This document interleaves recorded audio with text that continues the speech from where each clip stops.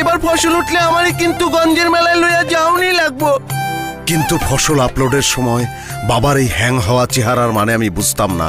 ভাবতাম বাবা এত কি সার্চ করে। সবাই শুনে রাখো, এই ফসল উঠলে সব আমার গলায় যাবে।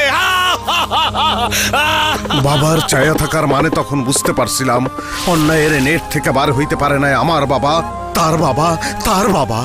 কিন্তু আমি বেরিয়ে পারছি এই নেট থেকে, কারণ আমার আছে ওয়ারিদ ইন্টারনেট। অ্যাকর্ডিং টু ল, হয় আপনি ক্ষতিপূরণ দিবেন, না হয় জেলে যাবেন। আর যদি কোনো সন্দেহ থাকে তাহলে ন্যাশনাল ওয়েব পোর্টাল সার্চ দিয়ে জেনে নিন।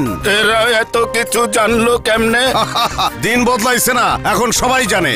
ওয়ারিদ ইন্টারনেট, সিম চালু তো ইন্টারনেট চালু।